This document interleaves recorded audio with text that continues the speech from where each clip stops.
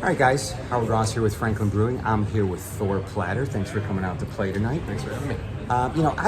I'm a musician myself, and I've run in the musician circles for years, but never really run into you. So, are you from this area? Where did you come from? Buffalo, New York originally. I've been here. This is my 15th year. 15th in year, Northeast okay. Ohio. What brought you to Ohio? Day job that was in Amherst. Oh wow, Road. Amherst, Lorain County. Yep. And I lived out here for a while, and then moved to Lakewood, moved to Cleveland. Lost that day job. I was branching away from it anyway, but lost that day job in 2020 and focused on music full time. And I already was doing music full time for 8 years before that, so it was kind of perfect. And after the pandemic, just hit the ground running. So you were doing music prior to coming here? Then, right? A little bit, yeah. Okay. Yeah, but I moved for the day job, and I was going to keep moving with that company closer and closer to maybe Austin or Nashville or things like that. But I just fell in love with Northeast Ohio. And Gotcha. So you like the winters? Well, I grew up in Buffalo, so it's a little bit less. Buffalo. And I'm on the west side of Cleveland, so Buffalo is similar where the south side of Buffalo got all the extra snow. The north side of Buffalo, where I grew up, got a little bit less. Still more than we get here now. Spent a lot of time in Holiday Valley skiing. Oh yeah, so, great spot. Yeah. So when you first started music, who were your influences? What got you into playing? My dad listened to a lot of old blues, a lot of old country, and then a lot of 70s singer-songwriter stuff. My mother listened to a lot of old Irish music. Her father was an Irish singer, like an Irish tenor back in the day. So they definitely had a lot of Irish influence on them, which I don't play anything Irish, at all. But that 70s songwriter influenced me very heavily, as well as the old country stuff and the old really sad country songs and all that. So, and then my sister, who's 10 years older than me, she was into Bruce Springsteen and just Grateful Dead. Turned me on to the Grateful Dead, which I had I forgot what I got a hold of the CD of.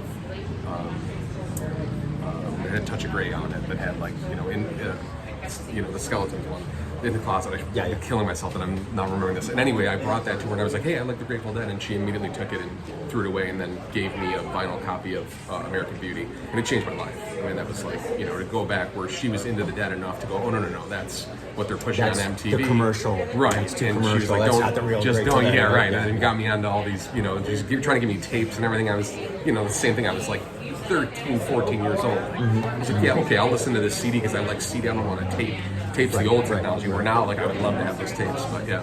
I still have cassettes. I still buy cassettes. I still got vinyl. Of course, I have CDs, but it's kind of, we live in a streaming world now, and it's funny how everything is on your phone. Yep. And when I go to the gym, when I go hiking, I'm listening to music. It's on my phone. Driving around in my Jeep, it's on my phone. Yep.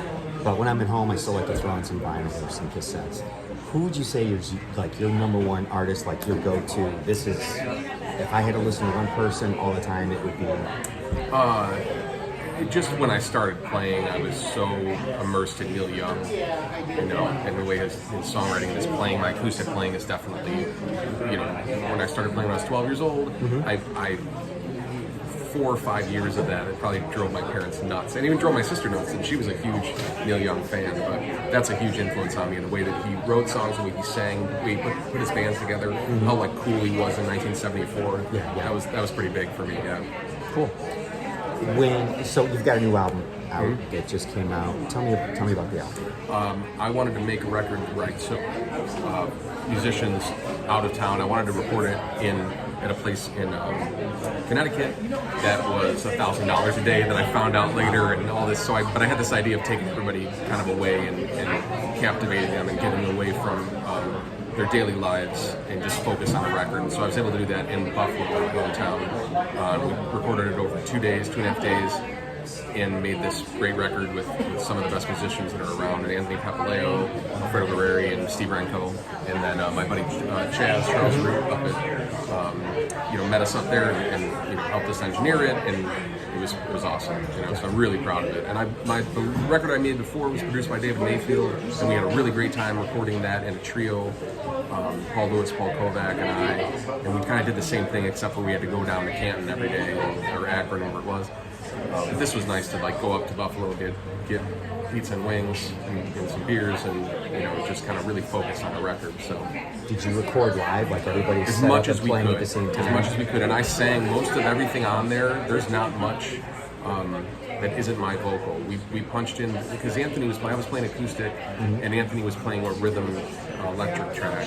So there were a couple times that we put his solo in, but half the records got him playing the solo that we did live, and that whole band tracked everything. And Alfredo on bass never punched one thing. It was all right One of as those. it was. I mean, yeah. some musicians are just they just Oh, he's- got it. yep. So And- one take and done. Yep, and there was a big sign up there that said on the top of the studio when you were in the studio looking back at the control room, and it said the one take club.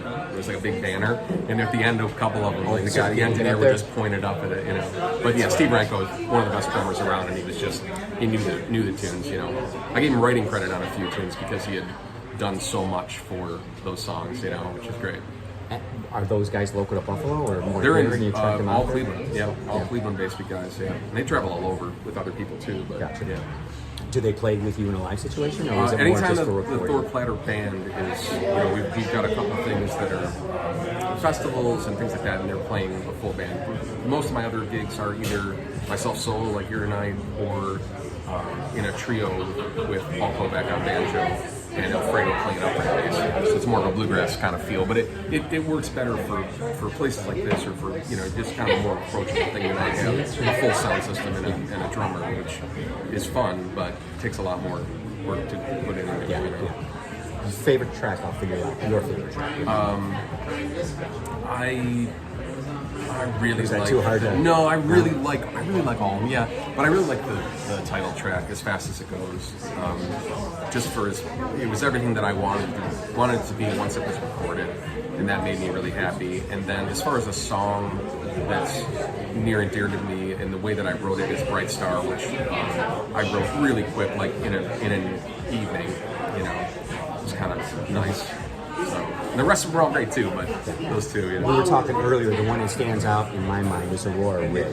Aurora on the Ridge, yeah, that's a great one too. We recorded that. That's the only song that isn't in this session, but it's the same players on it. And actually, Mark Lee Shannon he's playing the acoustic part on it.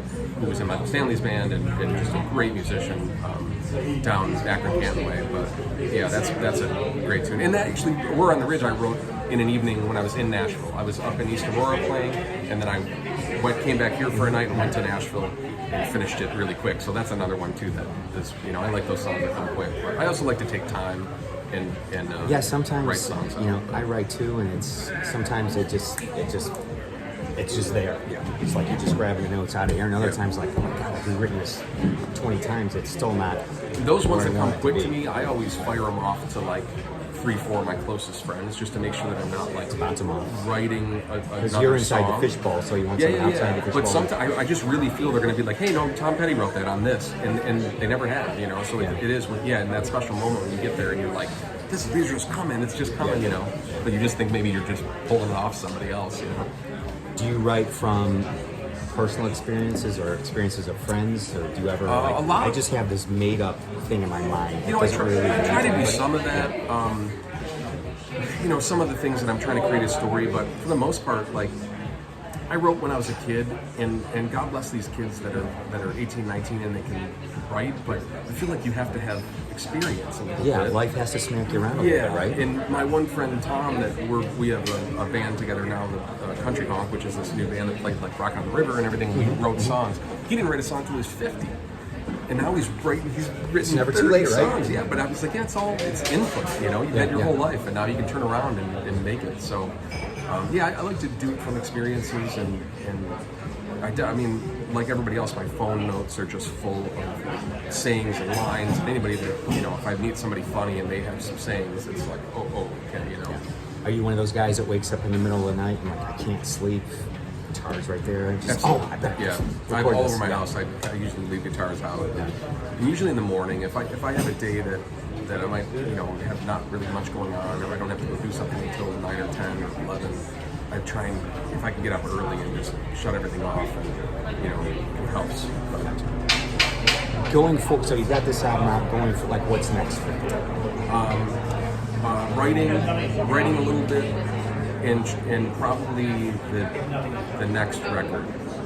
which is going to be tough too, because it's like, you know, as a musician, like I'm focused on my career, and I'm also focused on this country club project that I'm writing for too.